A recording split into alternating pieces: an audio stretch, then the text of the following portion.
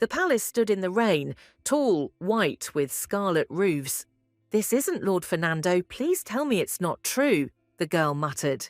The doctor, adjusting his glasses, said that he could say with certainty that these were the symptoms. "And suddenly, you're pregnant." It sounded like a blow to the heroine. Caitlin Grint, that's the heroine's name, was horrified. She faced the greatest crisis of her 22 years of life. The main character explained that she had her period, but it was shorter than usual. So it's not that, yes, logically you won't get pregnant from one time. The bleeding was due to the baby implanting in her body. She shuddered when she saw her favourite herring fillet in front of her. For some reason, the girl felt sick. The doctor realised what was going on, closed the dish and insisted that the Count needed to be informed. But Caitlin grabbed his hand and screamed no. Looking up at her, he asked, "Then what are you going to do? Could you please keep this a secret until I figure it out? After all, if their precious youngest daughter, she will find herself pregnant out of wedlock. Then she will definitely be beaten half to death and kicked out of the family." The hero was surprised by this story and jumped up from his seat. He hugged the girl, asked her to calm down, and assured her that the Count would not do that. "It wasn't planned, but since it's Lord Moore, he knows how much you love him. I'm sure everything will be fine. That's the most important thing. That you two are already engaged. Answer Moore, this is my fiancé, whom we are finally engaged to, after 9 years of unrequited love. That's right, since we're going to get married anyway, it's like a small incident. But the reason for the emptiness in my head and the desire to cry is that she is in something completely different, far from Answer Moore. After all, he is the child's father. Not Lord Moore, but a completely different person. The incident occurred a month and 1 week ago. The heroine admired Moore's face in the letter. Caitlin was lost in her dreams when suddenly she heard a noise. Something was happening outside the window. I wonder what is going on there. When the heroine asked her maid, she replied that the young master had become very drunk. And so they send a carriage to take him home. The main character asked in surprise, "Wait, it was a knight's party, right?" The maid already realized that her mistress was up to something. And she was not mistaken, because she was already beaming with anticipation. Before the girl could blink, Caitlin had bolted out of the room. On the way, the heroine pushed her brother with all her strength, and he fell back into the carriage, the door making a characteristic sound. Kate just waved her hand and shouted that she would return later and that Lord Moore would see her out. The heroine jumped out, spread her arms and exclaimed, "Ta-da, surprise!" The men started whispering, "Oh, isn't that Lady Grint? Sit down here, lady." Answer was such a lucky man, they said, but the hero didn't look entirely happy. That evening, the main character drank more than she should have. Her fiancé suggested going home, as it was already very late. The girl pouted and assured him that she wouldn't go home unless he kissed her. He only insisted that she wait until marriage. "You said that we would get married anyway, not a single kiss in 2 years. Honestly, sometimes I doubt your love for me," Kate said, lowering her head, "and I just need to make sure that our love is real." An awkward silence fell between the heroes. He put his hand to his forehead, suppressing his anxiety, and remained silent. Then he covered his face with his hand and sighed heavily. And barely squeezing out the words, he confessed, "Kate, in fact, I love someone else." The heroine froze at this confession, her eyes full of silence. He said hesitantly that the wedding would not be a problem. Kate screamed, "How dare you? Didn't you tell me how much you love me?" But in response, he only said, "Forgive me." "Are you serious? Why did you even propose?" To which he replied, "Well, marriage isn't always about love." "Why didn't you say it right away? Did you really just feel sorry for me? I thought you loved me, not that much, of course, but still." The hero grabbed her hand and said, "Let's go home because it's really cold outside." But she just pulled her hand away and screamed, "Let me go. I'll get there myself and don't come near me anymore." She walked away quickly, her lace trembling, her heels ringing characteristically. In the end, Answer Moore didn't stop me on that cold winter night.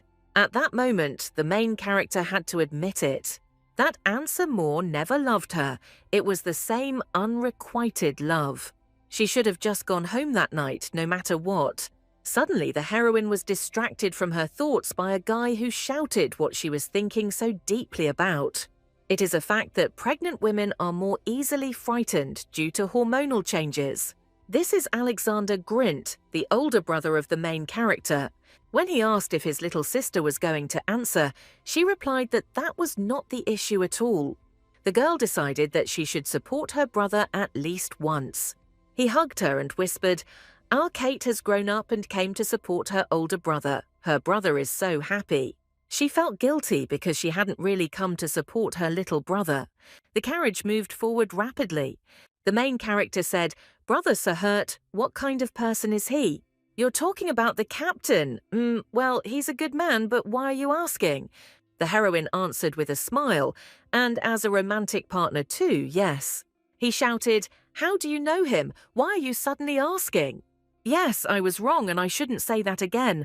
But I'm not just interested. I'm interested because he is the father of my child." The tall palace rose above the trees, shining under the blue sky. The two swords met in a swift strike, the metal ringing in the air. Brother explained that this was a training ground for the First Order. "There's a spectator area over there, and I'll take you there after I change." A man approached them. He said, "Alexander Grint, today is training day." He suddenly stood up straight and said, "Oh, Commander, I am very glad to see you. We don't have any plans for training yet. I just brought my sister to show her around. Terius Hurt, Supreme Commander of the Imperial Knights of the Spartan Empire." The main character looked at Terius silently, and the hero silently looked at Kate. A long silence hung between them, and his brother remained in the background, perplexed. The man said, "Alexander, go change your clothes. I will take the lady there myself." He replied, "But I can take her there myself." The hero said menacingly, "I said that you need to change your clothes first." And when the brother tried to prove something, the commander briefly replied, "This is an order, and he cannot refuse since this is the commander's order." Terius said with a smile, "It's been so long since we saw each other, Miss Grint." The girl awkwardly adjusted a strand of hair and said, "Yes, that's right. I need to tell you something. Can we talk?" A month ago, the heroine could barely move down the street. Of course, because she was drunk, suddenly the question was heard, "Where are you going?" The one who stopped the main character that night. It was this very same Commander Hurt. It was not Answer Moore, her fiancé, but Terius Hurt, a complete stranger to her. When he asked about her fiancé, she stated that they no longer had any kind of relationship whatsoever. And then the girl approached the man and said tenderly, "Hurt, would you like to sleep with me?" she asked. Now, the main character understands that she was drunk, but does not understand how she could say such a thing. "I even kissed him, although this didn't happen with Answer Moore."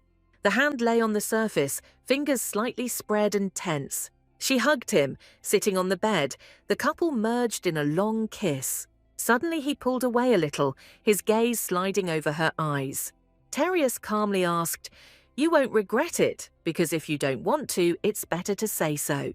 "I don't want to do something you might regret," the heroine asked, upset. "You don't want to sleep with me." He, taking off his shirt, replied, "No, I'm just asking your opinion. I definitely won't regret it," the man continued. The girl closed her eyes and remembered. It was nice, but I never thought that it would get so complicated just because of one night. I heard a voice. I was late. I thought we wouldn't see each other today. The main character looked in surprise. "Oh, Hurt is here. And what is this? What is this interesting shape on a man? And what a gift he brought, saying that he bought it with the thought that it would suit her perfectly. I planned to give it to you earlier, but you kept avoiding me. There was only one thing on my mind. I didn't think about getting pregnant. Wow, this is the latest winter collection from Andre, the most famous designer in the capital of henna. I heard that this is very difficult to obtain," thought the heroine, then thanked the man. "If he really likes me, then everything will be much easier." "I have some questions for you," Kate said. "I wonder when you plan to get married." Terius was taken aback and then asked why you suddenly wanted to know about it so urgently. She explained, "Well, you're at that age when it's time to get married. Maybe you haven't met anyone you like, or you're so busy with work. And the man suddenly interrupted her. I'm not dating for marriage, so I don't put pressure on others. I have the same opinion as you, lady. I'm against marriage. Kate suddenly froze in surprise, and she asked when I said that. Wait, now the memories have come to her. Didn't you meet with Sir Moore with thoughts of marriage? The hero asks her. She replied, I am against marriage. I am not against having fun. But being tied up is the last thing I want. And getting married at that age is pointless.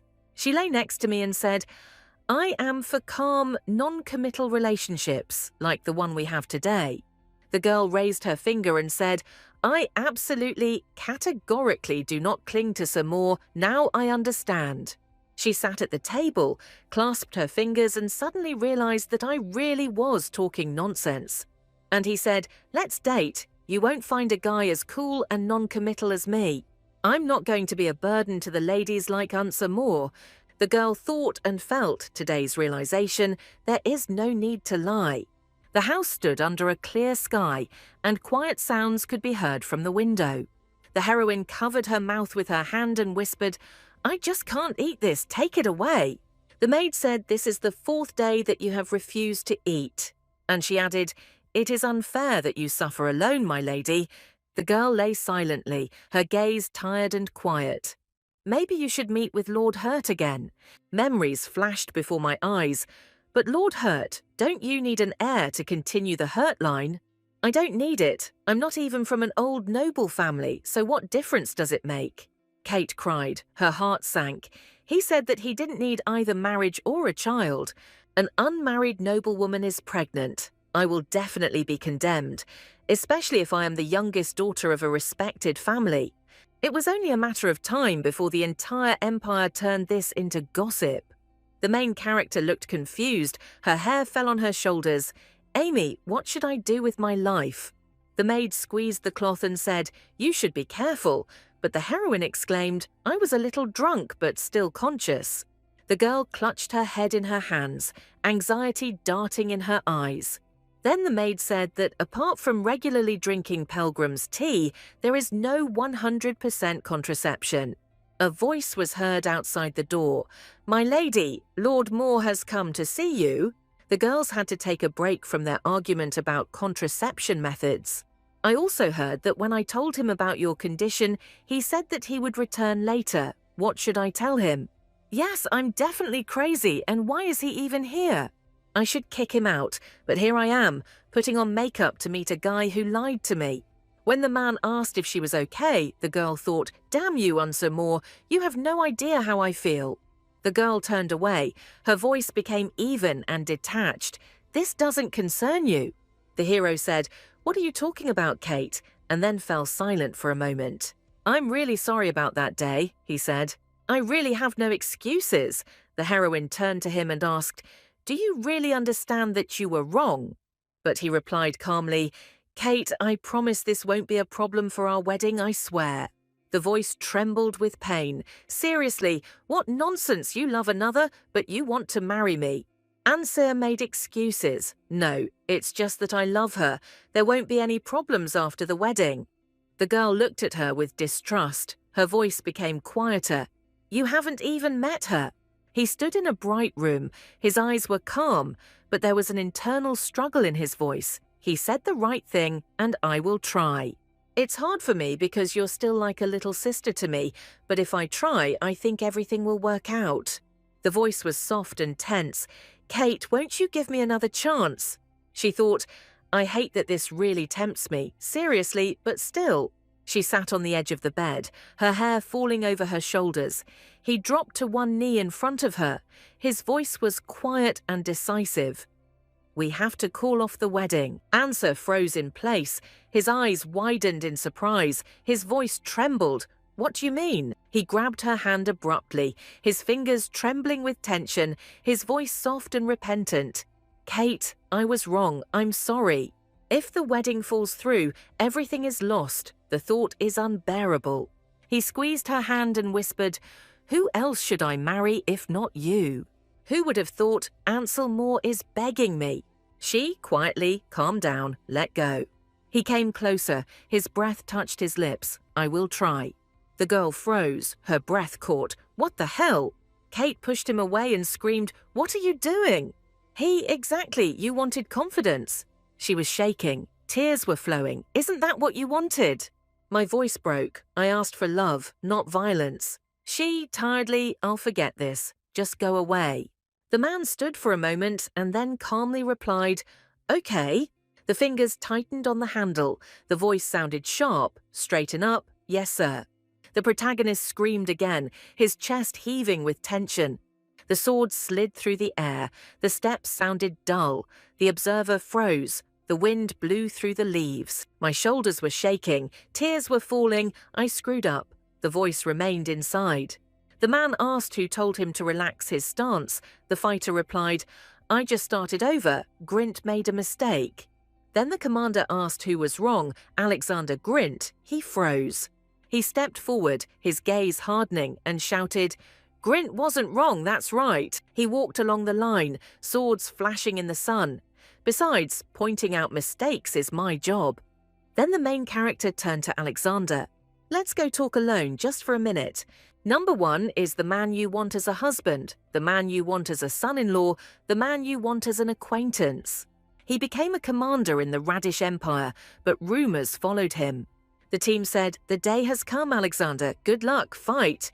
The hero could not do otherwise and went forward. Terrius Hurt was in love with me. He turned pale, his gaze darted. "Isn't this the first time?" He froze, the light trembled, he was going to confess. The man who avoided women is now calling me. My thoughts were racing, there was no other explanation. If I refuse, my career as a knight will end forever. The guy shouted, "Captain!" His voice trembled. "My sister is sick, you can leave early." He frowned, his eye flashed, the tension broke through. The voice became quieter. The Count was busy. It was awkward to leave her alone. The captain answered calmly, "You can't leave a sick person. Grint, go home."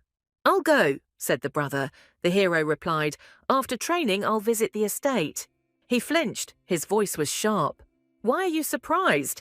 It's been a month since my promotion. It's embarrassing that I didn't congratulate you." The captain continued, "He must thank the Count for allowing his son to become a warrior. Wait, he's seriously going straight to his parents. He wants to seal the deal." The girl held a brush. Her gaze was tense. Her voice was quiet. "You need to go to Catherine." She continued, "They could go outside the capital." The hand moved slowly. The brush slid. The heroine asked, "Why don't you like Catherine?" My fingers clenched. "It's not that I don't like her. It's just that I feel awkward with her. I don't understand her." Kate's gaze slid. Her voice was thoughtful. "We haven't seen her for a long time." The girl adjusted her bandage. Her gaze lingered. "Aren't you happy?" Footsteps echoed. The windows shook. Someone was approaching. The air became quieter. The heroine leaned over, her gaze becoming colder. The maid shuddered. Her hand jerked to her face. Her eyes widened. Ouch. The decorations shook. "What's wrong with you, hey?" The girl took an awkward step, her shoulder hitting the man.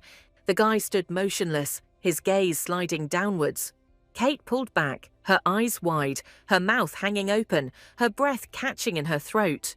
A scream rang out over the roof, and birds took flight from the branches.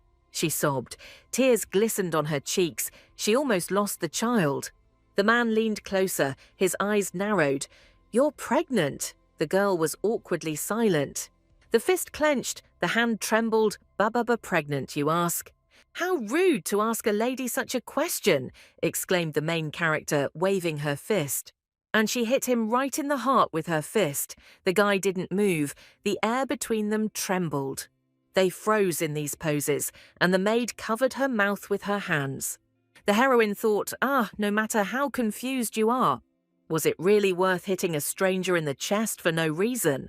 And with tears in my mind, I said, "It's time for me to die, Caitlin Grint." But the man gently grabbed her fist. His fingers closed around her wrist, and the heroine shuddered. The hands clasped, the fingers trembled, the touch became quiet. Kate froze, her head filled with a million questions. The guy stood quietly, his eyes warmed, his cheeks turned pink, his breathing became uneven. In the background, the maid gasped, "Oh my God." He walked next to her, his hand slid along her elbow. Did my brother really believe without suspicion? You're not going to spread rumors, are you? The heroine narrowed her eyes, deciding to become my enemy. Kate thought he was probably so insistent to continue this damn partnership. Was it worth clinging so obsessively to one night of fun? My heart sank. They walked along the carpet. The heroine slowed down. Lord Hurt. The fact that Lord Hurt came to me today, should this be considered a desire to maintain our cold relations? He answered rather awkwardly. His shoulders twitched slightly, just like that. His gaze slid to the side. Then let's meet more often, said the main character, thinking that the child should have a father. My imagination was fired. Lord Hurt said he was against the marriage. But if our cold relationship continues, then our hands will remain close. And with a smile she continued, you might want to get married or something like that. Hey, being against marriage, you don't like to hear about the wedding, yes, but what can I do? Imagine a cute newborn baby, fingers raised, eyes shining, chubby cheeks and pouty lips. Their arms and legs are the size of Lord Hurt's thumb. You won't get tired of looking at them all day. Surely even Lord Hurt will want to have a child later. But the man just sat there silently. Rubbing his neck, he said marriage and children. All this is not necessary. Being with you is enough. The girl froze, thinking, wow, what a bastard. Lightning pierced her chest. And in general, to be honest, I only need your body, that's what it is. Stop talking about boring things. It only makes you depressed. Then he turned sideways. By the way, are you going to continue meeting with Lord Moore after that day? The heroine thought, I don't know, I don't think there will be reasons to see each other. The man asked if Lord was her type. She replied, well, answer is handsome. When he asked why, the girl replied, I would have to tell you every little thing if it weren't for the child, really. And crossing her arms, she said, when I was 12, I almost got into big trouble. During the Second Spartan War, there was an incident with the escape of prisoners. Yes, Lord Hurt must know, you took part in that war, right? Then I was accidentally kidnapped by those prisoners. A young girl in expensive clothes was a good target for raising funds for an escape. It was the basement of a tavern. They kept me there for about a week. It seems they considered me too high-born a noblewoman to raise a hand against me. They were discussing right in front of me whether to kill me or what to do. Luckily, somehow 2 or 3 royal knights came to take away the kingdom's prisoners, and I was lucky to be saved then. He hugged me tightly and told me that everything would be okay. I cried so hard that my eyes were swollen, and I was not myself. I didn't even have time to really get a good look at the knight's face, Kate said sadly. But I remember one thing. A huge sword pierced his right shoulder. Taking a deep breath, the girl continued, he must have been injured while fighting and holding me. He turned sharply and said it was. But the heroine did not let him finish and exclaimed with admiration, yes, it turned out that it was Answer. The main character asked ironically if it was Answer Moore, but the girl turned to him questioningly. And then he asked sternly, are you sure of your memory, young lady? If the wound was that serious, there should be a scar, right? Answer Moore has a scar on his right shoulder. The girl said thoughtfully, well, probably yes. And she threw up her hands. I've never seen Oppa Answer naked, so I don't know. So you saw me naked right away, he grinned. Kate screamed, and if anyone hears this, it's true. And while she was hitting him on the chest, the man gently intercepted her fist. Did I really eat something wrong? What's wrong with me? The heroine wondered. With a blush on her face, she asked, why do you touch me all the time? The captain answered, because I want to. And touching her fingers, he declared that he wanted to touch her.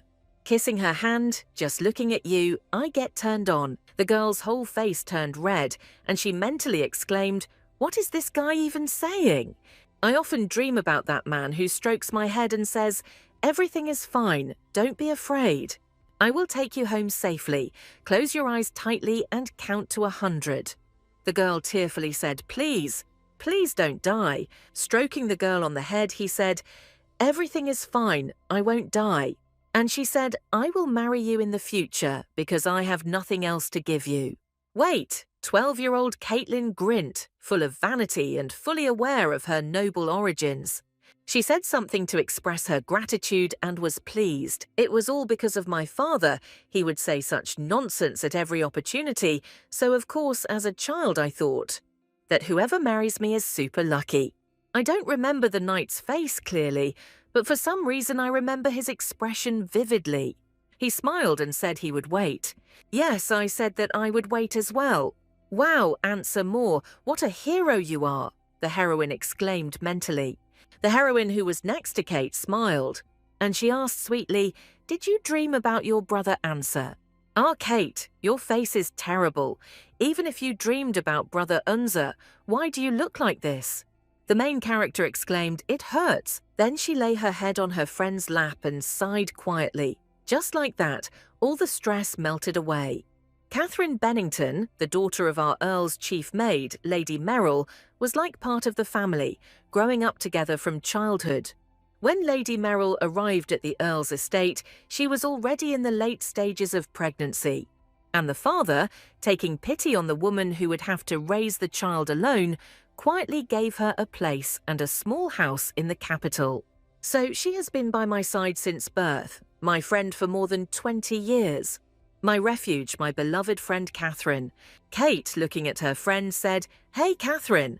And then she asked if there was ever a moment when you wanted to see your father. "I don't even know what my father looks like, so I guess I never wanted to see him."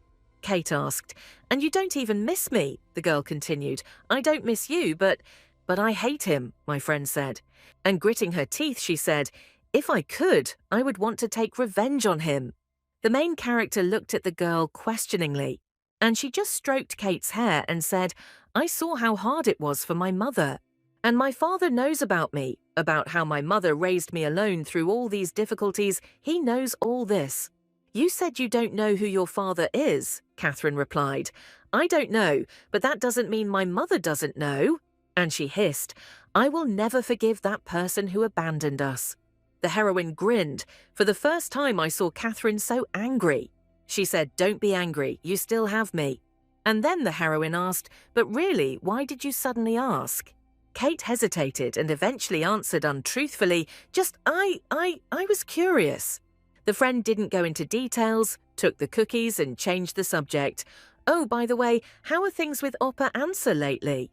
And passing the cookie, she said, "I was dying of curiosity, tell me everything. Honestly, I'm so tired of this, and here we go again with another round of talk about Answer Moore. I don't want to put the blame on him, but if you look at it, it all started with Answer Moore." The main character calmly replied, "You know, I don't want to marry Oppa Answer." The friend froze in amazement and barely said what.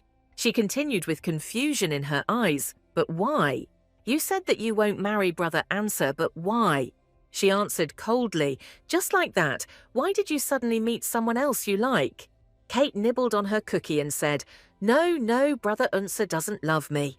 She exclaimed, "No, Kate, you know brother Unser's character, he is shy and wants to keep his distance. But the heroine assured me that he has no feelings for me, he has another woman whom he likes." "I won't love him anymore either," Catherine asked with anger in her eyes. "Did he say that?" The heroine was surprised. It was the first time I saw Catherine with such a scary face. "He told me to continue preparing for the wedding as planned, but I didn't pressure him about dating before that." "Because he has someone else he likes," Kate exclaimed sadly. She sobbed and realized, thinking about it again, "I'm really angry." And taking a new cookie, she continued, "I'm fine, the world is full of men." The friend grabbed the heroine by the shoulder. "I wish you wouldn't make such a hasty decision. How long have you loved brother Answer? Is it really so easy to give up these feelings? Men's hearts are fickle. The only woman who suits brother Answer is you. Hold on to your sanity." And that day, you still remember, yes, if it weren't for brother Answer, what would have happened to you? My friend continued, "Enough about that, I just want to tell you to think about it some more. I'll definitely scold brother Answer later, so don't worry too much, okay?" But Kate understood that it could be because of another man's child who was now inside me. It seems that the relationship with brother Answer, which I built over 10 years, is over. I haven't given birth yet, so I don't know, but the baby will probably look like Terrius Hurt. Like that annoying guy, he's been tormenting me ever since he was in my womb. Every time I ate, everything came back out, and within a couple of days I had lost all my weight. I even had constipation, and it was difficult to go to the toilet. I had no strength, I constantly wanted to sleep, so I lay in bed almost the whole day. I wish I could just die, Kate thought. She wondered how much longer she would have to live like this. The doctor calmly replied that she would have to suffer for another month or so, and this answer finished off the heroine.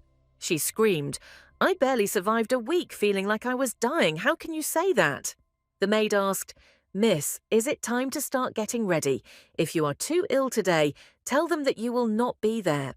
After all, today is the regular meeting of the First Royal Knightly Order, and it is being held in our residence, this time because the young master is celebrating his promotion." Holding her head, she said, "No, I have to be present. If I miss the home event, they will definitely start asking a lot of questions." The girl asked why Emmy was so excited. She grinned. "Of course I should be excited. Lord Hurt is coming today."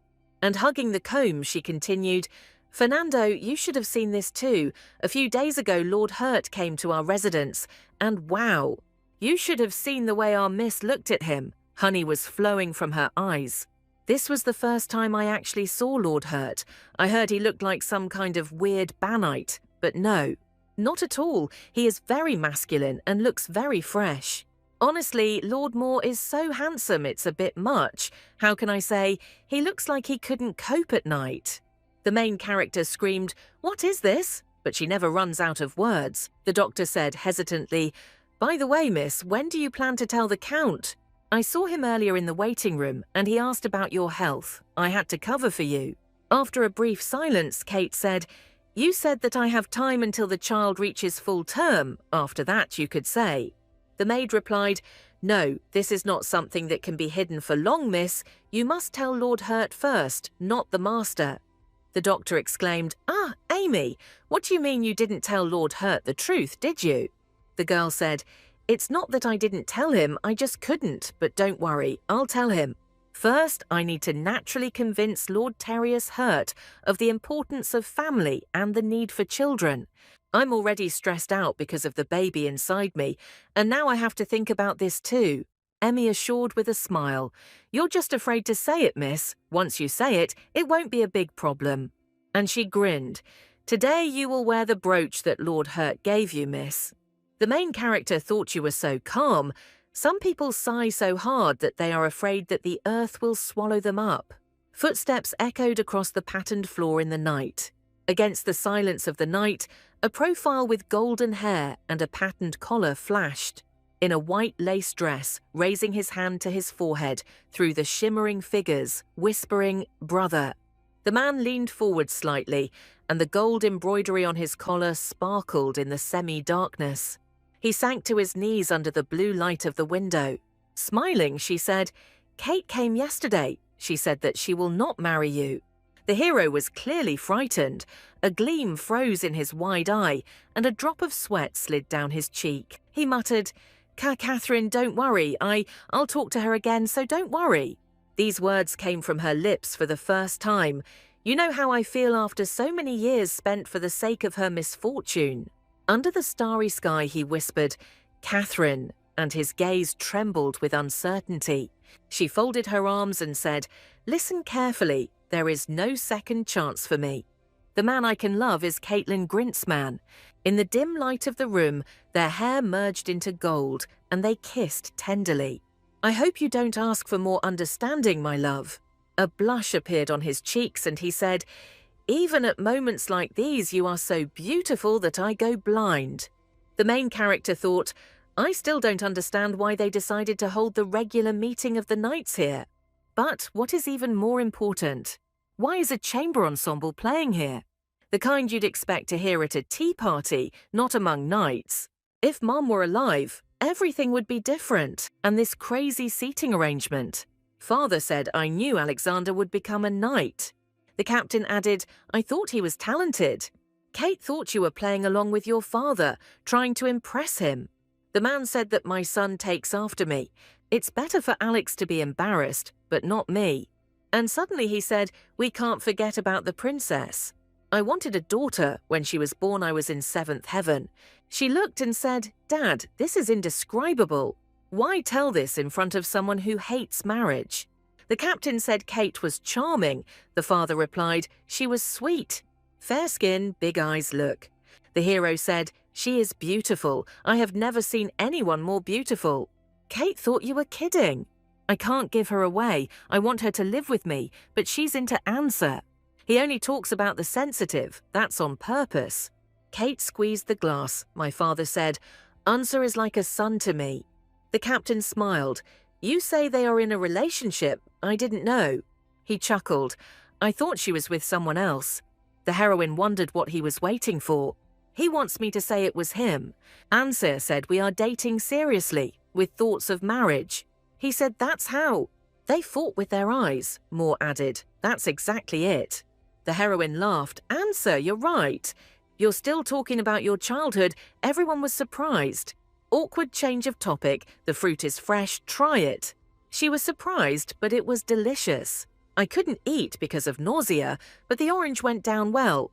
Father noticed that she usually doesn't eat sour things, but today she does. The man moved the plate. You have a healthy appetite. It's good to see. Beautiful brooch. I knew it would fit. What's going on? Everyone noticed the tension. There's no way to hide it now. Let them think what they want. The heroine said, thank you, I will wear it. Maybe it's for the best. You need to break off the relationship and tell her about the pregnancy. They served her a plate of herring, miss. The smell pierced the girl. She held back the urge to vomit, thinking, not now, baby. Kate smiled. I'm fine. She jumped up. Her hair flew up. The furniture shook. She ran away, her dress fluttering. The door swung open. The hero said, I'm worried. Maybe I should check. Father said, Unser, check on Kate. This upset him and he stood silently. I heard you were okay. It hurt. She lay down and replied, I'm okay now. Answer said, Kate, don't be angry. Even jokingly it hurts. She said, you're talking about us. This is not a joke. I closed my eyes. Sorry, I don't want to discuss it. Even if you broke up, I will still say no. He asked why you were stubborn. Kate jumped up. It's harder for you than for me. I've been running after you for 10 years. Ansir promised to become better. She said nothing would change. He took her hand, say, I will do everything. I haven't seen it before, but his eyes are empty. You should have said that sooner, Kate said, removing her hand. I tried to please. It would have been easy. Standing up, she said, I'm sorry, I'm not a backup option. And heading towards the exit, she shouted, get out. He grabbed her. The heroine tried to break free. He was stronger, she said. Let go, it hurts. She remembered Hurt grabbing her, his hand strong but gentle. Why does this hand feel painful? 10 years you think everything can be erased, she said. I'll try. I don't understand. He said he has another and I just move away. Why is he clinging? The girl said, I still care, but I don't want to change my mind. So date her, marry her. What's the problem? Unser hugged her, Kate asked. Stop, he said. No. He grabbed her by the chin. Are you crazy? I heard a voice outside the door. Lord Moore, you are inside. The heroine thought, I'm saved, Hurt, and ran towards him. The hero stopped her and closed her mouth. He held her. She wondered what was happening. An evil look. I'm scared who he is. Is this really that kind oppa? The captain asked. Lady Grint, Kate mentally screamed. I'm here, come in. He fell silent at the door. Footsteps were heard. Answer let go of his hand. The heroine tried to catch her breath, tears flowing. I misheard, sorry. Kate sobbed and said, yes, you. Trying to break free again, she screamed, you bastard, and the captain burst into the room. The lady muttered, hurt's a hurt. There was anger in the man's eyes. Footsteps echoed throughout the room. Taking out his sword, he said, according to the code of chivalry, anyone who violates this is subject to execution. The code is ideals and rules. The girl screamed, please, we were just arguing. It's not worth going to extremes. He doesn't understand what to do. I can't let Answer be killed, she thought, tears streaming down her face. The look became softer. He exhaled. Hiding his sword, the man said, I saw you break the code, don't deny it. The main character said, I declare deforge. Right now, everything is frozen. Deforge is a form of duel when the code is broken. The law requires execution, but the commander can give a chance. In a duel, the elder allows the younger to gain the upper hand. This is forgiveness and tradition. Father asked Kate what was going on, what Unsa had done. He continued, I was shocked when Hurt offered to be a witness. You really don't know, she said. I don't know. And mentally, I don't know where to start if I tell the truth. They can kill Ansa. The nature of the violation will remain a mystery. I think that's okay. The main character whispered, brother, in this duel the older one always lets the younger one win, right? But does it ever happen that they don't? The brother thought, but this almost never happens. The commander's defeat in Deforge is a sign of forgiveness. So if the disgraced knight cannot win even then, it is a complete humiliation. This means that they should not be publicly executed due to political pressure, but they should not be recognized as knights either. What happens to a knight who loses a Deforge? The sister asked. The guy answered thoughtfully, there are few such cases but those who lost. And he said calmly, they all committed suicide out of shame, each of them probably. Suicide was their only way out. They could not bear the shame of life. Even if they hadn't committed suicide and were just pretending, the pressure from the knights would have been unbearable. I doubt the captain expected to win, unless he planned to kill his subordinate without getting his hands dirty. The girl realized mentally, this is it. This is exactly what Hurt wanted. A blonde man with a blue eye and a sword, an intense look at the moment of the fight. Now, looking at this, I even feel sorry for Ansa's opponent. Imperial Spartan knights fight by rank based on skill. If Terrius Hurt doesn't give in, Ansa Moore will lose. Everyone around was shocked, not just the main character. Everyone around started whispering, what's going on? This doesn't make sense. He really did win the fight. The captain leaned towards the hero, who accepted defeat. And then he whispered something quietly to him. As the man walked away, Kate thought only about what would happen to her brother Unsa. She was really worried. And of course, what happened yesterday has already spread throughout the capital. The man reported that they said Sir Moore had locked himself in his estate, and the captain calmly replied that he didn't even have the courage to die. The butler asked if you felt any sympathy for a subordinate who could commit suicide at any moment. The main character asked, would you feel it? The man exhaled. I can guess why. Even without you saying anything, it's because of that young lady from the Grint family, right? Terrius was writing something and talking at the same time. Honestly, I wanted to finish him off right there, but I couldn't because Kate stopped me. He squeezed the pen with all his strength and said, if you were there, you would have done the same, you damn bastard. Even cutting his throat wouldn't have been enough. Calmly taking out his pen, the butler continued, I advise you to keep this side of your nature away from the young lady. She is already wary of your sharp features. If she finds out that your character is just as perverted, she will never approach you. Then the main character said, tell the Grint family's personal doctor that I want to see him. The main character told her family, then Oppa Ansa Varug, and then Sir Hurt appeared. Clutching the fabric of her dress, she explained why the duel had happened that day. The father and brother froze in amazement, and then the man shouted, wait, Alex, why didn't Sir Hurt execute him on the spot? His actions towards the lady after he was knighted, that's not something a Deforge can just erase, right? The lady said it wasn't his fault, father. Sir Hurt was about to carry out the execution. It was I who stopped him. The father turned sharply to his daughter, as if he wanted to say something. But at the last moment he pursed his lips. He lowered his gaze to the floor, then stood up and walked away. And his daughter, who had been watching him all this time, was unable to utter a word. When her brother approached her, she asked upsetly, Daddy was angry, right? The guy held out his hands and said, Kate, come here. The main character looked up at him, her eyes full of tears. And then she fell quickly into his arms, repeating, brother. He hugged his little sister tightly while she cried bitterly. My brother said, "Don't take it to heart. He's not angry, he's just disappointed, and probably wants to break Answer's arms and legs more than anyone else." And stroking his sister, he added, "I don't know why you suddenly said that you don't want to get married anymore, but honestly, I sighed with relief." After his sister asked why, the guy answered, "Because I know that Answer doesn't love you. I want you to meet someone who will love and appreciate you as much as your father and I do. No, even more. It's better to meet someone who will make you truly happy. And I don't know whether you forgave Answer or not, but I don't think I could ask us to change the outcome of the deforge or help him now. Honestly, as your older brother, I have no desire to help him, but my sister begged me, please." Looking down, I added, whether I had forgiven him or not, the very thought that someone would die because of me was unbearable.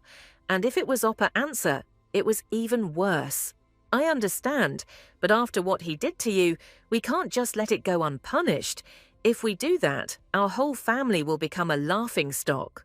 The brother put his hand on his sister's head and said, "Well, in the end it's father's decision, but I think he's already made up his mind." And as he left, he added, "You must be exhausted too. Don't worry too much, okay? Good night." Hurt Manor, a multi-story building with arched windows and a blue-roofed facade, surrounded by lanterns and flowers. "A doctor came into the room," the man said. "Sir Fernando, glad to see you." Sitting on the chair, the main character thoughtfully asked, "I heard you are the personal doctor of the Grint family, right?" The hero asked gloomily, "I heard you're not well. What's the problem?" Holding his head, Terrius replied, "I have a bit of a headache. Maybe I'm thinking too much. Anyway, Sir Fernando, I heard Lady Grint hasn't been feeling well lately. Can you tell me what's wrong with her?" The man wondered, "My lady, if it was time to tell him the truth." But I remembered, no, Sir Hurt is against marriage and children. Even if I tell the truth, what if he gets angry and yells? Wouldn't it be better to just keep quiet and raise the child alone? The doctor was mentally angry. These were the true words of a 22-year-old girl who had her whole life ahead of her. The hero continued, "A doctor can't just divulge information about a patient unless you're Lady Grint's husband or something. It's incredible. He doesn't want marriage, but he still wants to have fun," the doctor thought. Terrius asked what we have. 6 weeks? No, maybe 7. The man was taken aback and then said, "I understand. Yes, that's right." "Wait, what?" the lady told him, opening her eye. The doctor said, "I understand your position, Sir Hurt, but the fact is that the child is already on the way, and I can't just brush it off and say I don't want marriage." The main character beamed, "Wait a second, you're saying there really is a child?" The doctor was struck by lightning. "You were just checking me out." The young master's mother could not stand sour things, to the point that I didn't even want to touch ripe oranges. But when she was pregnant with the young gentleman, she only wanted oranges. Pregnant women often want sour things. Isn't that surprising? Morning sickness can be especially severe. The young gentleman's mother couldn't eat her favorite food and lost a lot of weight because of it. The nanny's words, spoken that day, suddenly flashed through my head like lightning. After all, everything came together amazingly.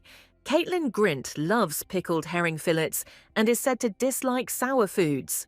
This can't be, he thought. She's pregnant. The doctor froze in shock. And then he slammed his palm on the table. If a man and a woman have intercourse, pregnancy is always possible, isn't it?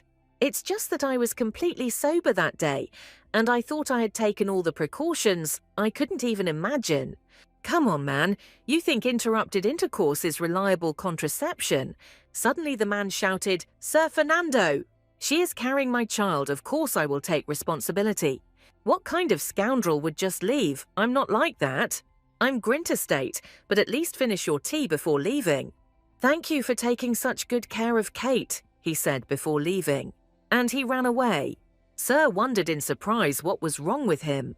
Rapid footsteps were heard. Seriously, no wonder she talked about marriage. That question when you're thinking about getting married. Let's meet more often from now on. Imagine a cute baby. I thought she was just testing me and said something I didn't mean. Just being with her is already happiness for me. And I didn't even think about her questions. Damn, how would I have known if you hadn't told me? How many days she suffered alone, just because of this.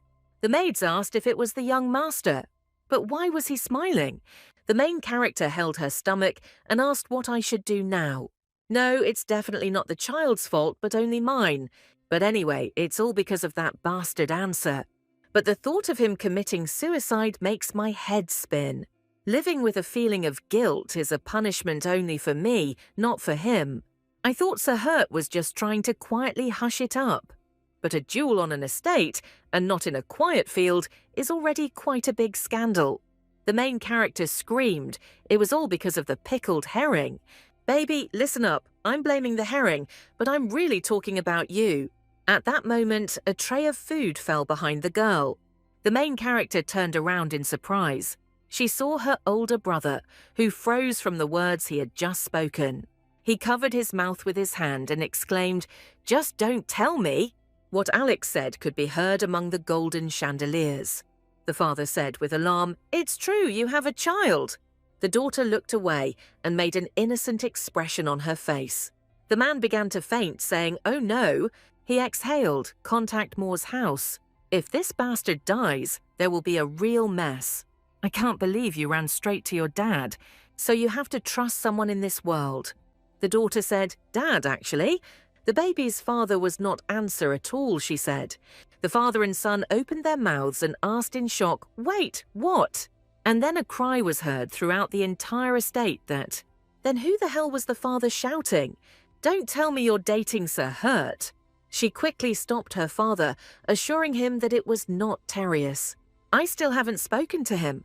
What if Dad makes a scene by breaking into his house? First I need to calm my dad and brother down and build the tower." And suddenly it was heard that Lord Hurt had arrived at the estate, and the tower fell. She tearfully wondered why everything was always so inopportune. Why did the Lord arrive unannounced? "Don't take him to the living room, bring him here." The man suddenly dropped to one knee, and he said, "Sir Grint, I have come to formally ask for your daughter's hand in marriage." The brother and father were very surprised. Suddenly Alexander asked the girl, "Why are you surprised?" Terrius thought I hadn't planned to go to the Count from the start. "Lady Catelyn is with Earl Grint. It so happens that the Earl was also looking for you, Sir Hurt. I will take you to him." And so the meeting of the four began. Father sternly asked what business brought you here. The captain said, "I have something to tell you, Count. If this is about Moore, then I'm not interested," the man said. The Lord wondered if I told him about the pregnancy, his father would get angry. If I say that in such a situation, I came to ask permission to court her. He may misunderstand the results with Moore, deciding that this was a way to eliminate the rival. And so he got down on one knee, and he asked for his daughter's hand. And now the two of them were sitting together, their heads bowed. "You started dating Unser, and then, you started dating Sir Hurt at the same time," she exclaimed. "It cannot be said that I had a romantic relationship with Unser. So you didn't even meet my daughter, you just decided to have some fun with her, right?" The man began to explain, "Count, everything is not so. But I never took my relationship with Lady Grint lightly." What a smooth liar he is, the girl thought. "I guarantee that I will take care of your daughter." "On what basis should I trust you?" the father shouted. The protagonist knelt down and said that he would take all the blows. The hero straightened his shoulder and said, "You think I'm weak because I'm old." But at that moment, Kate reached out and shouted, "Dad, stop it. What did he do wrong? He will take responsibility." The father pointed his finger at his daughter. You. He sat down on the sofa and said, "Raising children, it's all in vain." "Enough. Just get ready for the wedding before your belly becomes visible." The question was asked how long you planned to hide it. She apologized for not telling me earlier.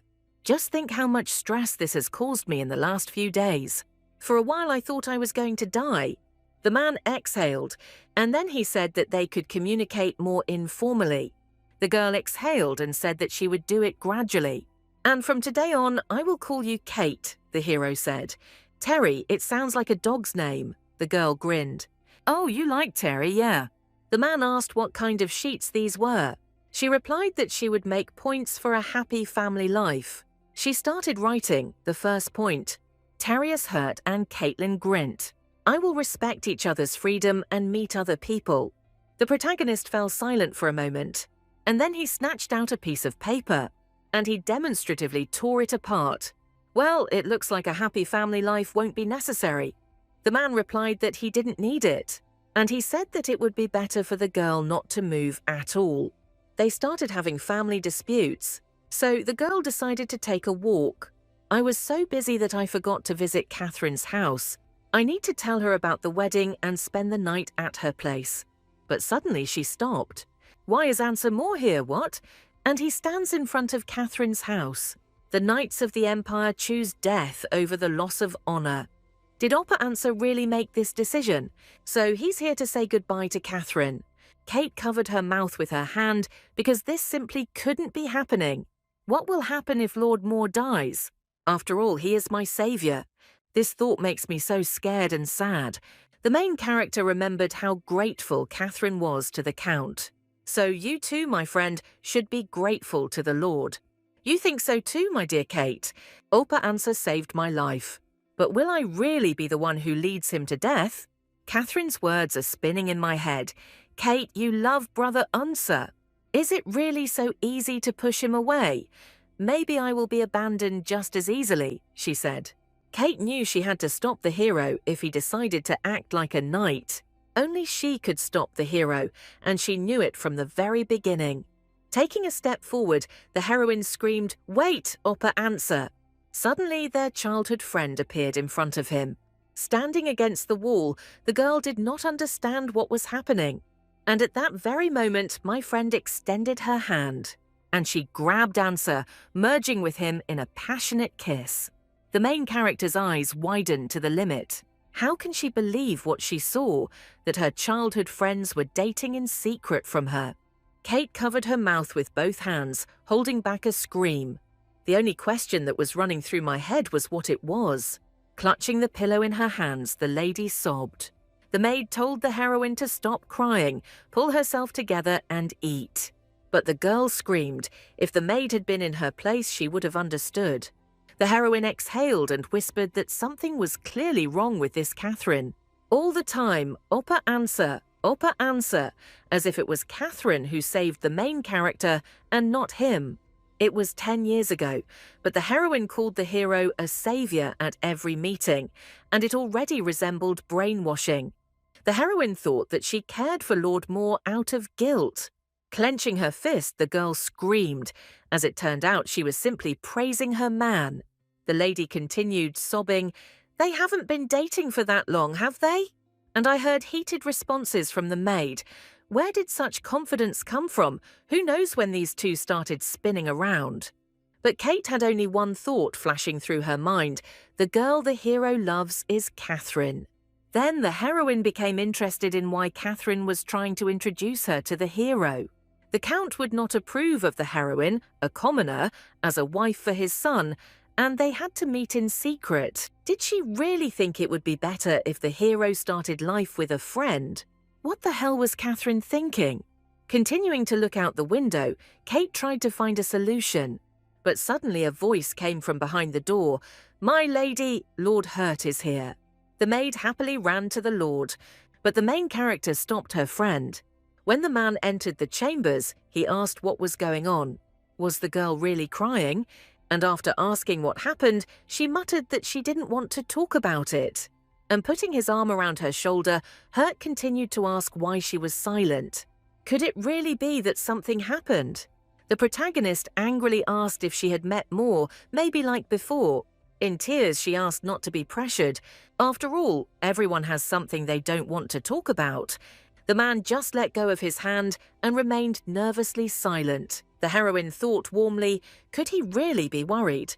And, blushing slightly, she asked why the hero had come. He looked at the main character silently, and then, holding out his hand, he said that it would be great to eat together, and that he would like to invite Kate to his home. And since the heroes will soon be living together, it wouldn't hurt to get to know the man's house. Getting up from the bed, the hero said that given Kate's condition, this was not an option. The main character clutched the sheet, realizing that he had clearly swallowed his pride. And she exclaimed, "Good. After all, how long can one grieve about the past?" The heroine had already lost 10 years, so it was time to move on, she thought. A foot in delicate winter boots stepped onto an iron step. It was Kate, looking straight ahead with a surprised expression on her face. In her thoughts, the mansion was not as big as the girl expected. The couple walked together and were greeted by a male voice. He continued that it was a great honor to meet the lady in person, and he introduced himself as Glenn, the butler of this house. The main character responded with a smile, but Terrius did not understand what this performance was about. The man asked not to smile with his eyes. When they entered the house, they were greeted by a friendly woman. She introduced herself as Sonia, and her back was practically breaking from cleaning up after the men of the Hurt house. Glenn immediately sat the main character down at the table. Kate looked at the dish and didn't feel sick at all, which was very strange. The woman explained that she had heard about toxicosis and therefore showed off her skills. She explained that they were from the northern continent and that they had a lot of soft food. And then the woman asked the butler to bring tea. And she also addressed the main character so that he wouldn't make a face at the solid grass on his plate. Kate grinned as he asked for a separate serving. It was clear that Terrius was barely forcing himself to eat it. Then the girl took a spoonful of soup. And having tried it, I was pleasantly surprised. After all, it turned out so delicious. And then the woman started talking about how sweet the future mistress of the Hurt house was. And the discussion continued with the question of what if the child looks like his father and not his mother. But Sonia said that the gentleman was also sweet in childhood. The main character covered his mouth with his hand in shame and asked him to stop talking nonsense. The servants wished them bon appetit and left. And the girl thought that for some reason. She has only pleasant and warm impressions of Sonia. She also reminds me a lot of my mother, even though they don't look alike at all. After all, my mother always said that she married the most beloved man in the world. And she was very happy to give birth to such a beautiful daughter. She wanted her daughter to be just as happy, but I'm sorry, Mom, Kate thought. After all, the heroine is already an adult, but has never experienced true love. Not to mention marrying your loved one. And to marry a freedom-loving and cold man. Kate looked at her reflection and didn't understand why she couldn't experience passionate love. Even Catherine and Unser are in such a sweet relationship, but she is not. And why are the heroine's emotions so unstable lately? When the man asked if everything was okay, she said that it wouldn't be. And jumping up, she shouted that she would not get married. He asked again with slight shock what she had said. The girl turned around and said that she felt too sorry for her life. At that moment, Terrius jumped up and shouted the heroine's name. Approaching rapidly, he ordered the heroine to sit down. And then his hand slipped into the inside pocket of his jacket. And he threw some document on the table. It was a marriage registration document of the Spartan Empire. The main character is stunned. She tore the paper and screamed that she wouldn't do it. But the man just exhaled and took out a bunch of new forms. He didn't understand why the girl was suddenly behaving like this. She proudly replied that she would marry someone else, and since she was also from a famous family, the demand was high. Terrius frowned and angrily asked for the other one. Grabbing the main character by the waist, he said that the heroine was carrying his child. And does she really dare to claim that she will marry another? What impudence!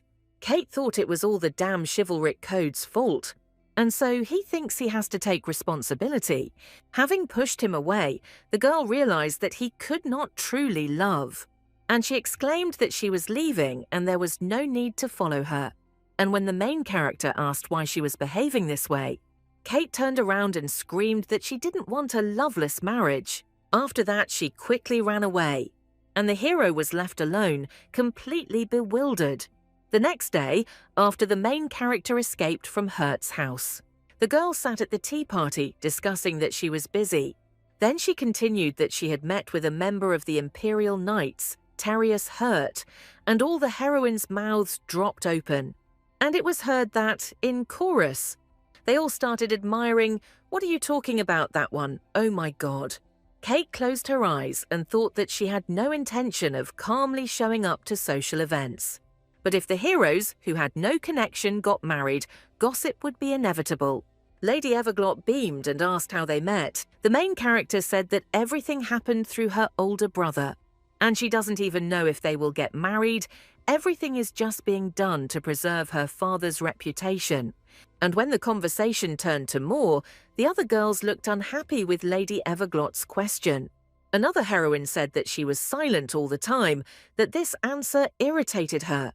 And remember how he sent Kate an empty carriage, unfeeling. And suddenly the blonde girl asked what had happened at Count Grint's estate between the nights. She understood that this topic would come up sooner or later, and the words began to press. It was a love quarrel for your sake, really. The cup clinked. The main character said, "No, that's not true." And she herself doesn't really know. Deforge is a way to cover up a knight who broke the code. The ladies said in unison, "Oh, I see." And to change the subject, Kate asked where Lady Blanc was. The heroines explained that she was not feeling well. It seems Lady Grint hasn't heard the rumours yet, and at that moment, the red-haired lady whispered, "She is pregnant." The girl choked on her tea, screaming that. Lady Hindley recently saw the heroine, and the belly is already visible. And apparently she will have to give birth and raise the child alone. And she can't say who the father is. Probably Lady Blanc was abandoned. Everyone around started insulting the girl. One of the main characters didn't find it funny.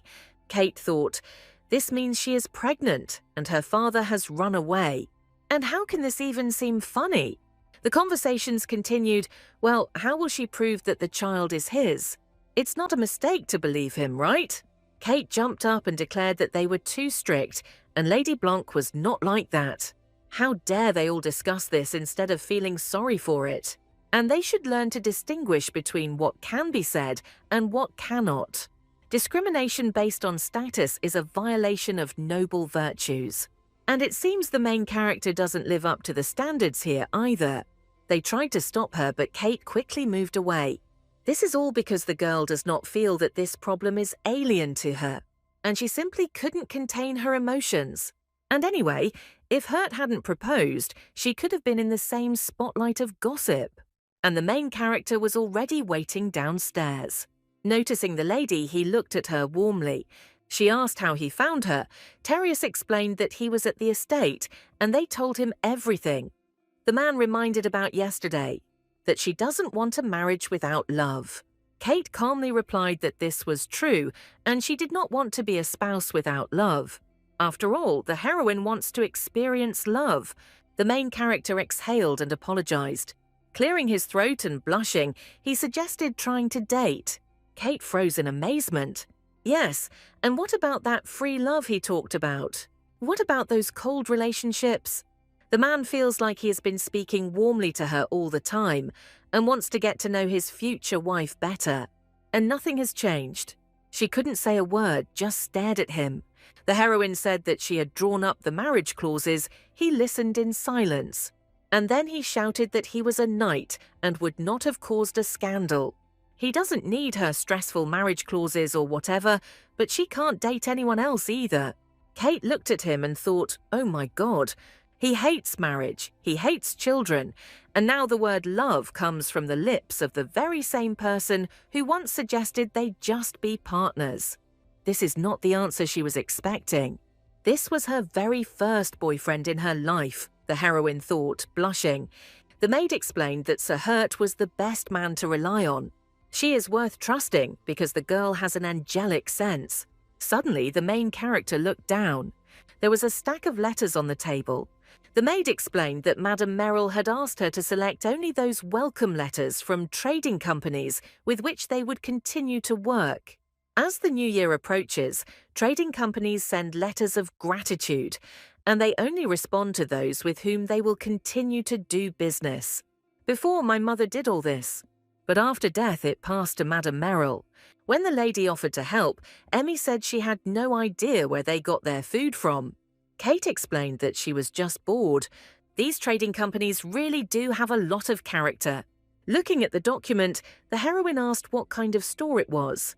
But even the maid had no idea whose company it was.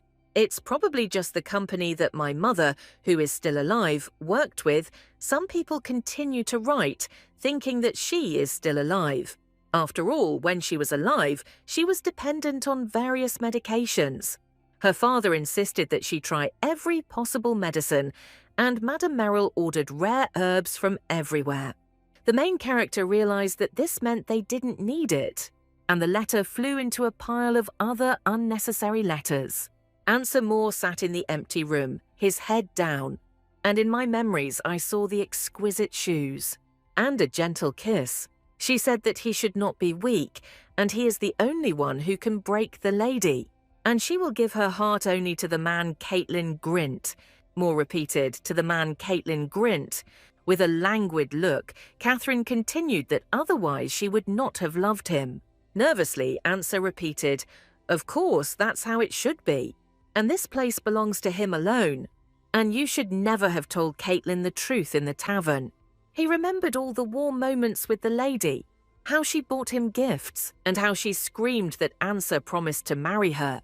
And the hero thought that a couple of sweet words would make her come back.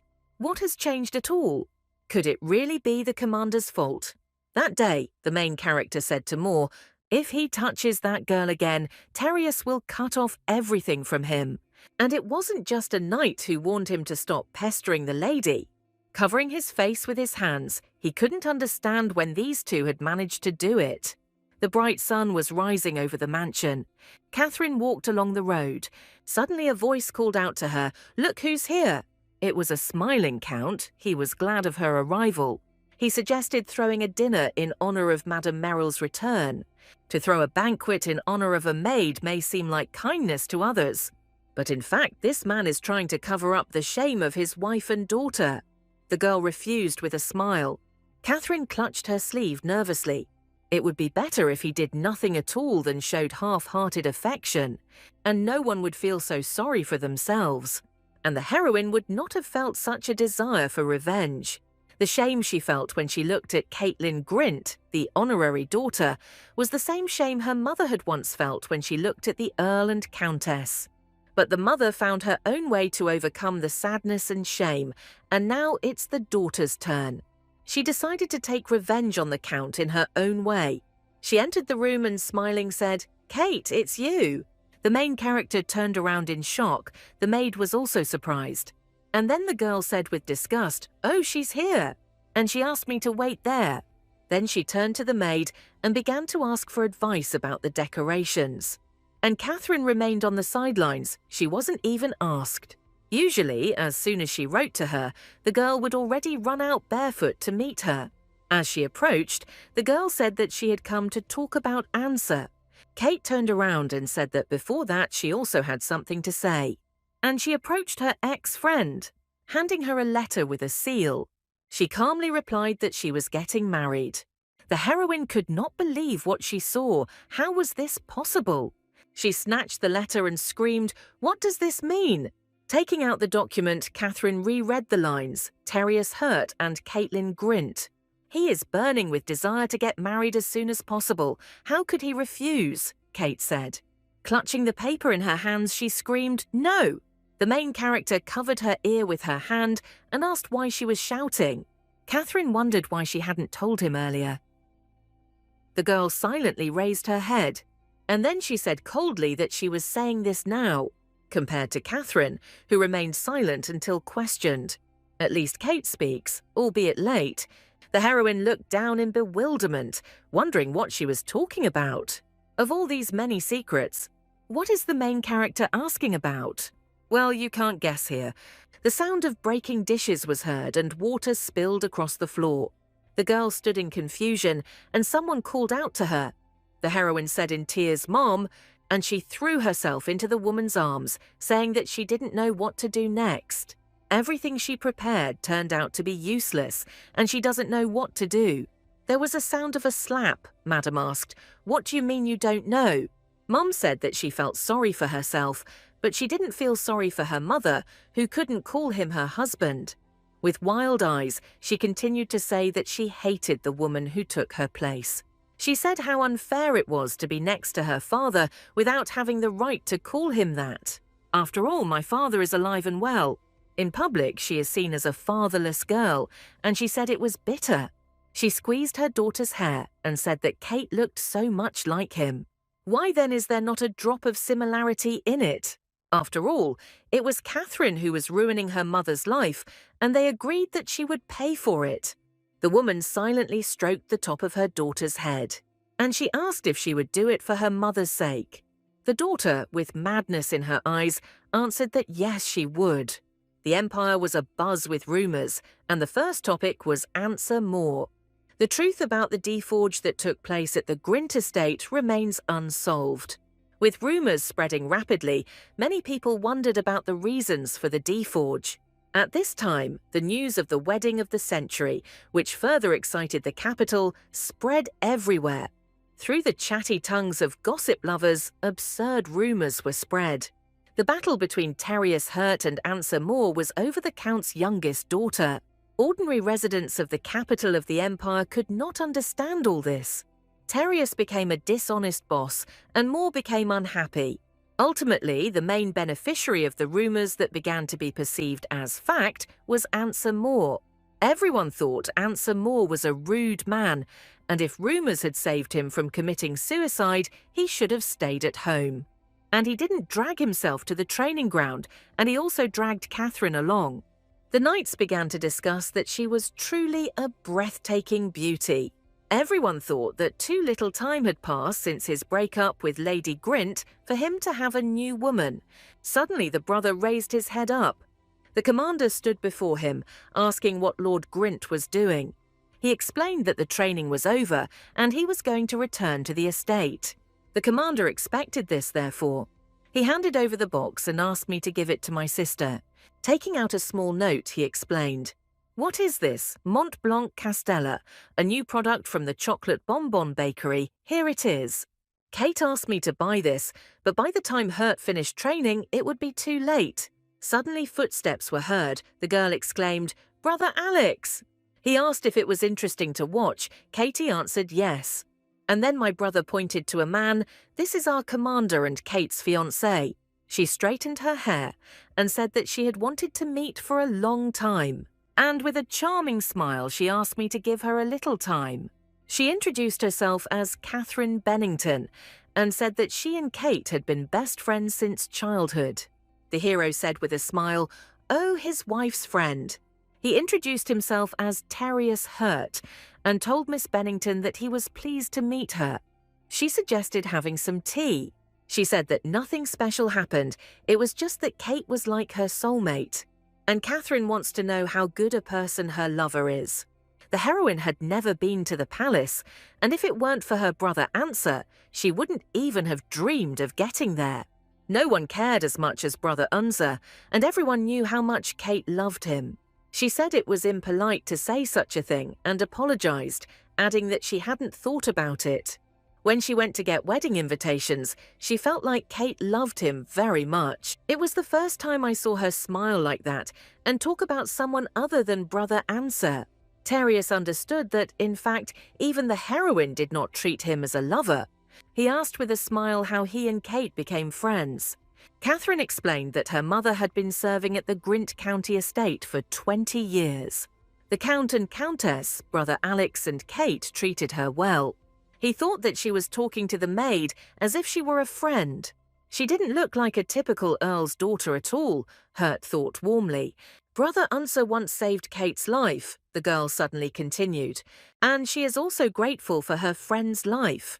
He noticed that Miss Bennington grew up with Kate almost like sisters. The main character tried to keep a straight face. One day, brother Unser invited them both to a country house in Moore County. The man was surprised at how tactless this friend was. Moore County had many country houses in different locations. The hero interrupted Catherine, asking her to change the subject. She said it just hadn't occurred to her, and added that she had too many memories. She had a separate request for Sir Hurt. She heard there was a deforge at the Grint County estate. She asked for leniency, explaining that it was not only her wish but also Kate's. The man asked her if she was sure that Kate really wanted this. The heroine replied that she knew Kate much better than anyone else. I'm not sure if Kate wants leniency for Lord Moore. She didn't know when they separated, but since they were so close, anything could happen. She said that what happened between Brother Answer and Kate should not be elevated to questions of chivalry. The commander asked if she knew exactly how Answer Moore had violated the Chevalier Code. The girl apologized, said that she was very worried, and admitted that she still decided to ask Brother Answer. The man said that if he wanted to blab about his misdeeds, he couldn't stop him. But she knew what had happened, and she still continued to defend the bastard. Either she was just a tactless friend, or she had the intention of causing a quarrel between him and Caitlin. After listening further, it is clear that it is the second. The heroine asked what Terrius meant after his question about whether she valued her friend. He explained that Kate often turns everything upside down. Perhaps he is too hasty in judging, but you can't keep such friends close, even if it's nice. Catherine said sullenly that the things being said now were very offensive. But the commander, jumping up from his seat, shouted that he should keep his friend nearby, who was asking for mercy for the man who insulted her. It was the stupidest thing Kate ever did. The room shone with warmth and luxury. The door swung open with a loud bang, and moonlight burst into the room. The foot hit the floor with force, and the movement cut through the air. The butler asked, "Sir, are you back?" He continued to say with a grin that there was an incredible gift in the room, but the main character angrily told him not to blab. Terrius thought furiously about how it was possible to love such a guy for 10 years. He tried to suppress his jealousy, but nothing worked. And so he quickly began to take off his shirt. In front of the mirror, he wondered why she had mistaken him for Answer Moore that night. If she didn't remember anything at all, it would still be bearable. Clutching his shirt, Hurt thought that if he had known how things would turn out, he would have held on to it by force. And then he said, "Ha, how childish." At that moment, the look softened and filled with surprise. The main character saw Kate sitting on the sofa. There was shock in her eyes. But then she greeted Terry, and she pointed her finger at the cake, saying how could she just hand it over and not show up? The man approached his lover and said that she scared him. And stroking her, he said that he had just been thinking about her. Covering her face with her hands, the heroine asked him to get dressed. And the main character suddenly asked why she was so shy. And darling can watch as much as she wants. Kate thought the body was too good to ignore. Pumped up and full of scars. She touched one of them and asked if it probably hurt. Terrius explained that he didn't feel any pain now, and that with her touch, it became even easier. Stab wounds, pierced, these thoughts did not give her peace. To rise from a commoner to the current position. How much he had to endure.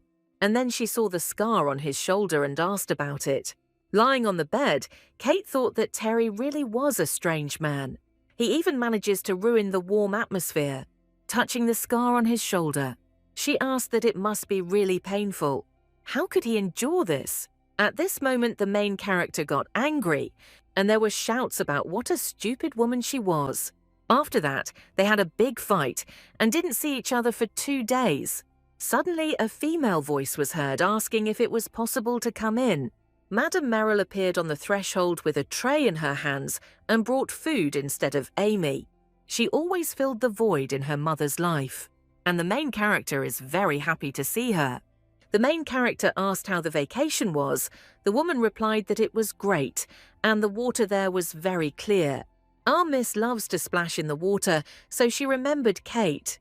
She stroked the girl's hands and asked, "What I heard is that they had a fight with Catherine." She looked away and said that they probably didn't quarrel. The lady continued, saying that she had told her to apologize for everything, and she had gotten angry in response. The heroine said that she didn't particularly want to see Catherine right now. Honestly, it feels like such a strong betrayal that it's hard to believe that forgiveness will be possible. The woman explained that she did not say this in order to force them to reconcile. And touching her face, she said that from stress, her sweet face had become half its size. They hugged, and the main character smelled her mother's perfume. The lady began using them to comfort the girl who was crying for her mother. She asked the miss to tell everything as soon as she calmed down. And after the answer that the girl would tell, she smiled. Memories surfaced, quiet and poignant, of how she learned Kate was pregnant.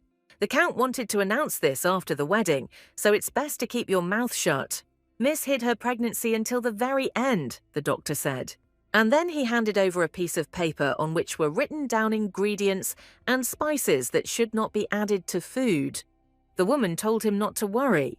He stated that the Count wanted to transfer the management of the estate to his daughter, but she suddenly became pregnant.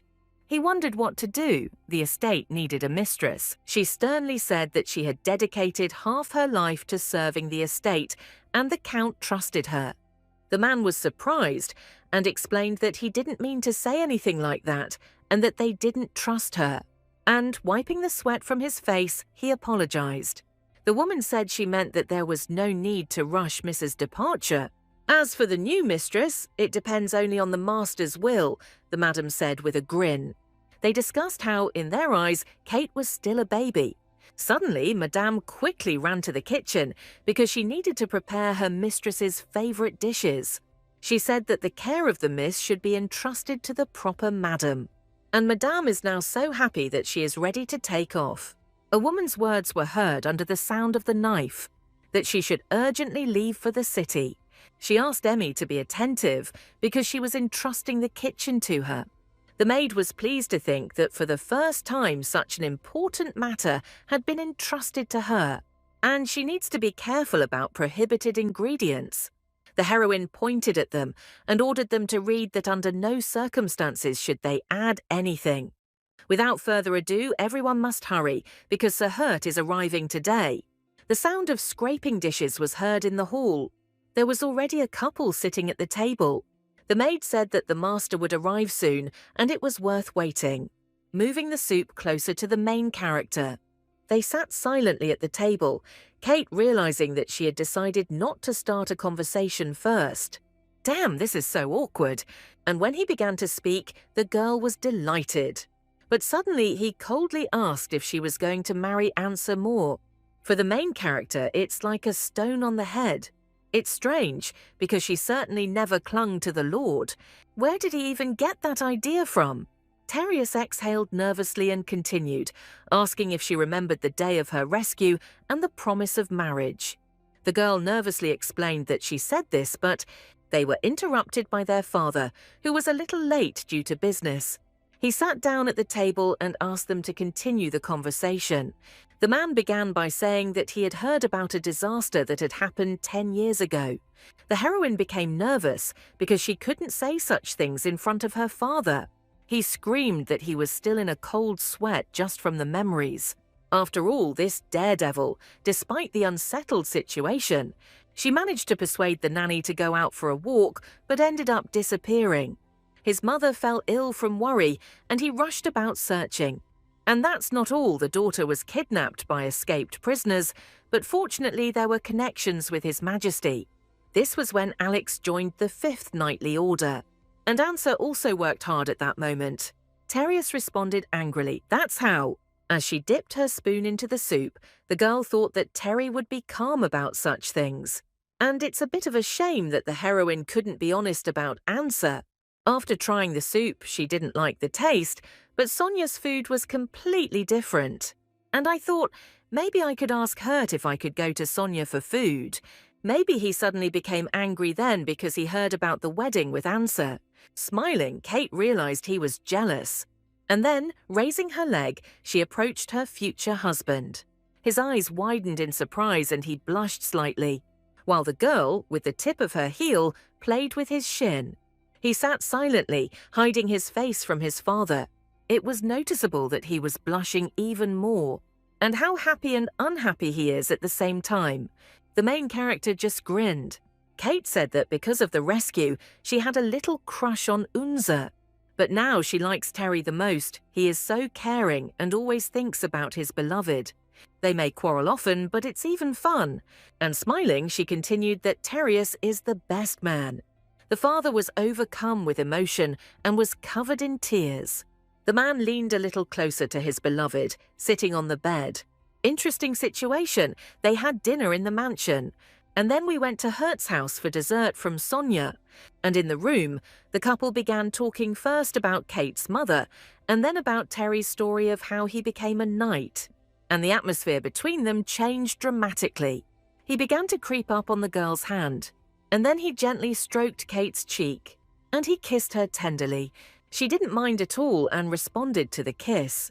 After that, Terry said, "Damn, Kate." Stroking her hand, he continued that he wanted to hug. She thought with a grin how stupid he was, because in such an atmosphere there was no point in asking permission. Suddenly, the girl was pierced by severe pain. She, with Ikaya, asked to wait and got out of bed. Heading towards the exit, she said that she was going to the restroom for a minute, and the hero was worried that he might have gone too far. And then he noticed something strange, and he asked the girl to stop after all. After all, her shoe is underneath. Before the man could finish speaking, the heroine lowered her gaze. Holding her stomach, she saw a pool of blood underneath her. For a moment, everything froze. She said in fear that her stomach hurt. And at the same second she began to fall, Terius rushed towards her. After some time, the carriage door swung open, and then the door of the room, and a doctor appeared on the threshold. It was obvious that he was in a hurry to get here. Running into the room, he saw drops of blood on the floor, and the main character was lying on the bed. She was unconscious. It was already night. The Grint estate was shining with light. The father, sitting at the table, asked with concern how his daughter was feeling. Sir Fernando explained that there are substances in Fraxia that weaken the placenta. Therefore, for pregnant women, it is a real poison. And in the south, it is specially eaten raw to get rid of the child. But initially there is nothing that could kill the child without harming the mother's body. The gentleman jumped up screaming, which meant something was wrong with Kate. The doctor stopped him, reassuring him that there was bleeding, but the fetus seemed to be fine. They don't understand why everything turned out this way. Emmy was already standing in the office, being questioned about what had happened. The girl, screaming and crying, proved that she had forbidden everyone to touch the Fraxia. But the father angrily asked how she got there if no one touched her. Madame Merrill burst into the room. Falling to her knees, she argued that it was her fault, and that Amy, who had no experience, could not be trusted to cook. And Madame didn't think at all that this could happen.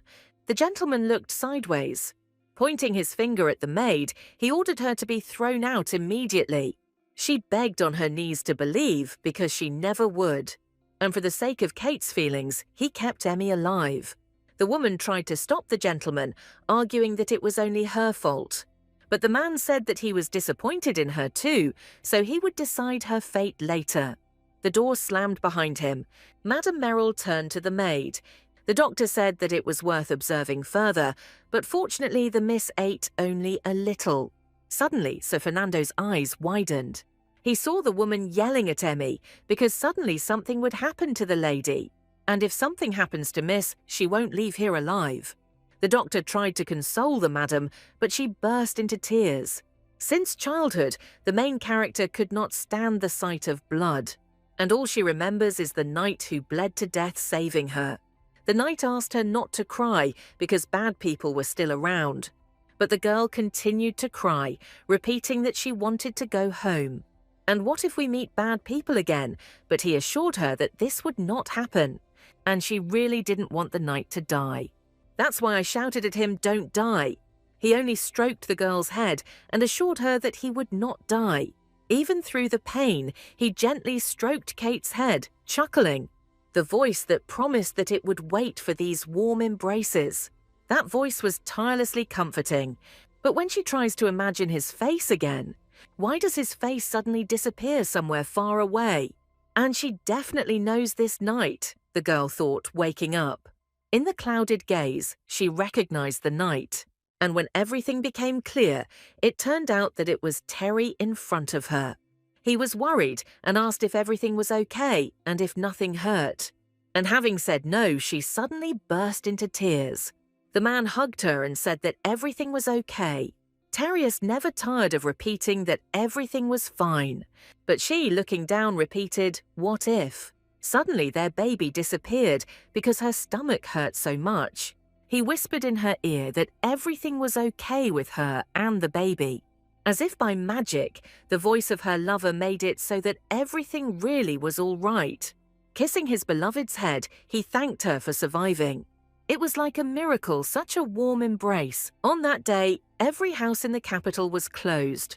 The reason for this was the escaped prisoners, who were causing chaos in the streets. The capture and transportation of prisoners was also Hert's responsibility. So when he heard that a noble lady had been kidnapped, things only got worse. It was all a coincidence to find an enemy commander who had once defeated him on the battlefield. And find Kate. The hostage remains unharmed. That is the order. He takes the commander. They deal with his people. And then the knights ran in shouting, "Don't move!" The prisoners were surprised. Wow, how did the Imperial Knights get here? And so the commander and Tereus crossed swords. But suddenly he ran away. Terry was surprised. A cry was heard. There is no point in overexerting yourself when you can take the easy way out. The man gritted his teeth, thinking what a bastard he was. And then he grabbed the girl, managing to save her from the sword. She cried and asked to be left. Look how the great commander of the Imperial Knights froze because of the girl. The prisoner laughed, not hiding his pleasure. This is what the Chevalier Harricon is worth, said the main character. The commander pounced with his sword and shouted, "You're still talking, even though you almost died." Terry was barely coping. After all, the speed was very high. And, pointing his sword at the hero, the criminal shouted, "It's all over!" And the sword pierced the knight's shoulder. Everything froze for a moment. A drop of blood flashed before the little girl's eyes. She looked up and repeated, "Sir Knight, no." He consoled her, repeating that he would not die. Suddenly screams were heard from the first floor, and one of the knights entered their room. He pierced the commander's heart from behind. More prisoners were approaching them, and the knight had to take the prisoner and run away faster. The protagonist would have preferred to die with his comrades, but understanding the little girl's fear, he picked her up and ran. Barely able to stand on his feet, he found a place to hide. And then he asked me to close my eyes and count to 100. With fear in her eyes, the girl asked not to die. "Please don't die," she repeated. It was the first time someone had said something like that to the main character, and even more so, how she screamed that she would marry him in the future. To die with honor, he had heard this many times, but here he was asked not to die. Even with his mind clouded, he remembers smiling over and over again. It seemed to him that just the sight of her was enough to make him smile all day long. Tereus kept his eyes open just to survive. Suddenly, 2 knights noticed them. They helped Terry up, and he asked them to take the girl. So 7 years passed, and he was asked if he had met a girl. He was advised to at least try, since there were rumors that the commander had problems in his intimate life. There is something else about Count Moore's heir. That cute blonde guy, he's crazy about his love, so he keeps quiet, not using his looks. People say that Lady Grint and Unser have been together for quite some time. The main character had never looked for a lady, but upon hearing the name of that very girl, he was dumbfounded because he thought that he had long forgotten about her. Being beaten by endless training, he had no time to think. Then suddenly he remembered the childhood promise he had made 7 years ago, and he laughed. Then, another year passed. The commander was leading Alex's drunken brother out of the tavern, as something caught his attention. 8 years later, it flashed through my mind. He saw familiar facial features, and especially blue hair. At first, the hero did not even recognize that very girl. But the moment I saw it, my heart sped up. The main character's mouth opened wide in surprise. She ran up to them, screaming how her brother could have gotten so drunk he passed out. The main character apologized for such a nuisance and was ready to take her brother, but the commander replied that he would carry him himself. This aura, this easy smile, and this beautiful manner of speech. After he saw the girl, he suffered from fever every night. I remembered her face, her voice, gestures, body movements. Every memory made the heart burn. And there was nothing between them. Terry was shocked at himself. He concluded that there was no logical cause for the late fever. Not because he once saved her or because she is charming. He was simply destined to love Kate. Regardless of the time of their meeting, the protagonist would still inevitably fall in love. Holding the mug in her hands, the girl said, "Ugh, it's not tasty." Teria said it wasn't tasty, but drink it, because Sir Fernando spent the whole night preparing it. Stroking his beloved's palm, he said that fortunately things wouldn't get any worse. The doctor said he was very worried, but the baby was holding on tight. He hasn't even been born yet, but he's already such a fine fellow. The main character grabbed her stomach. The main character smiled, saying that he told us that everything would be fine. And Kate chuckled, saying that the baby apparently took after his dad since he was so stupidly strong. And then the girl extended her hand and said, "Now come here." And, lightly touching her lover's face, she gently ran her hand over it, kissing him on the lips. He was surprised, and the heroine asked why the man was panicking so much, since they were married. At this point, the doctor coughed to attract attention. He stood up abruptly and said that it was time for him to return to the office and that Kate should definitely drink the infusion. The girl then asked to call Emmy. Sir turned nervously and said, "Oh, miss," because, as far as Emmy is concerned, after the story, the main character quickly left her room. She burst into her father's office shouting, "Dad!" The heroine, dissatisfied, asked for Emmy to be returned to her. The father asked gloomily if she had come only for these words. They started arguing that it couldn't have been an accident and the girl should forget about it. And to add that Sir Fernando forbade it, how can this be called an accident? The heroine argued that this was absurd.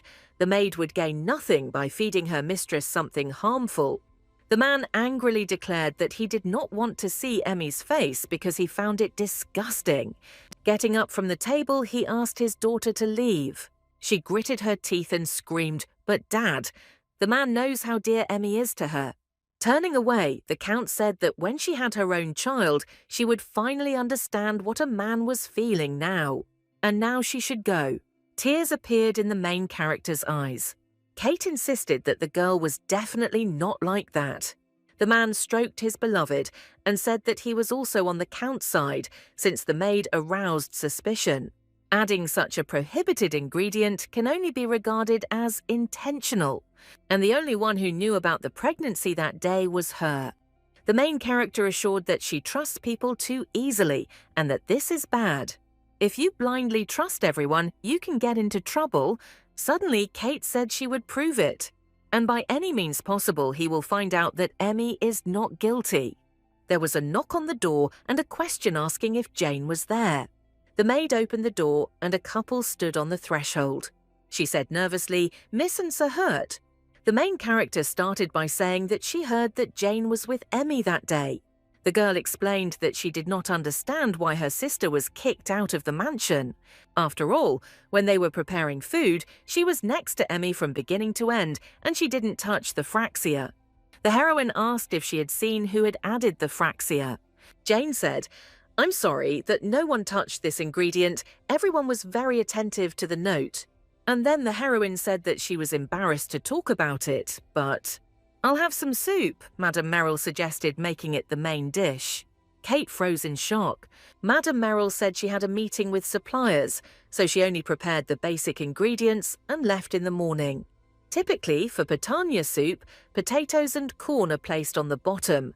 Then the remaining ingredients are added, and coarsely chopped cabbage is placed on top. And the woman prepared everything herself and left, and Sister Emmy only added the broth. Then she got there when Madame Merrill was cooking. The girl did not go near the shelf with spices the whole time. Terrius's eyes widened, just like Kate's eyes. The main character jumped up, asking how they hadn't noticed the fraxia. Jane explained that they had fraxia in powder form in their kitchen. If you deliberately put it on the bottom, you won't find it without a deliberate search. You add broth, cook, and it dissolves immediately. As far as I can tell, only Madame could have added the fraxia. Kate thought about it. She didn't want to believe it. But if the testimony is true, then there is only one person who could have added the thraxia. This is Madame Merrill. And what's more, as luck would have it, she entrusted this to Emmy, who knew about the pregnancy. And that was also intentional, to harm her and the child, and then put the blame on Emmy. But why? What did Kate do? Meryl, how the main character trusted her, followed her. Why, at this very moment, does she remember Catherine? Perhaps there is some reason for the obvious anger between the mother and daughter towards her. There was a whisper in the house. "Kate, what are you doing here?" Catherine felt like the heroine was angry with her. She was going to wait until she was ready to talk about it, but she prefers to pretend that nothing happened. And now Kate asked directly why the girl had been lying all the time, when Answer Moore and I were fooling her. She tried to apologize, but the heroine explained that she was not there for an apology. She wonders what she did to deserve such hatred. And what did she do wrong anyway?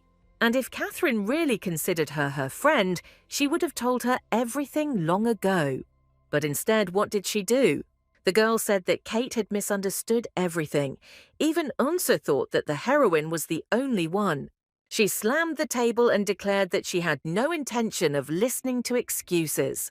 Catherine should do herself a favor and not mention that idiot. The heroine screamed. How could Kate say such a thing about her childhood friend? At that moment, a sharp slap was heard. Catherine clutched her cheek and looked at the main character in surprise. And she hit him again, only on the other cheek. It hurts to suffer while being the one he loves. It's unfair, don't you think? Or she was jealous, even if she was the only one who received his love. She is simply ashamed of her actions, so she suddenly arouses envy. At that moment, Catherine said she wasn't going to be ashamed. She never envied her, she only felt pity, even disgust. The high-born nobility, this is a joke, asked if she understood what a noble man her father really was. She remained as naive as always. It's unclear how she had unconditionally trusted this man all these years. He cared for a woman he didn't even know, allowed her daughter to play on equal terms with his noble daughter. It all seems a little strange. She laughed, said that it was not just an obligation, not charity, called it funny. Every time she looked at her, she felt only pity, so she wanted her to experience the same at least once. No one expected that sweet little Kate, who only saw Unsa Moore, would go so far as to hide with another man. It's all over. The main character screamed, demanding an explanation, her voice trembling. She asks why it should come from her, and she whispered that they were much closer than she thought. And then I remembered the words that her father knows everything, knows who she is, knows what her mother went through. If she could, she would want revenge. The heroine covered her mouth with her hand. No, it can't be. She said, "Kate, our father is a very cruel man." Her to state. She asked me to tell the gentleman that she had arrived. The door slammed behind her. Kate sat there, confused. She can't bring herself to see her father. And she wants to believe that he is not that kind of person. After all, Dad is too soft-hearted. Madame Merrill had to serve another family. And Catherine saw it all. But still, what did Kate herself do wrong? Where did she go wrong? After all, she always took care of both of them. What can be called trust anyway? Someone touched the door handle. Terrius appeared on the threshold and immediately ran to his wife. He was glad that the heroine came, but suddenly he noticed that the girl was crying. Terry asked worriedly what had happened, and sitting down on one knee next to her, he continued asking. And the main character only had enough strength to pronounce his name. And hiccuping, she hugged her husband. She said that living in a world where you don't trust anyone is too sad. And how does he think Terry could become the only person she trusts? Someone she won't have to doubt. The man said that he couldn't convince her with beautiful words. He will prove it with his actions, and will remain with his beloved forever.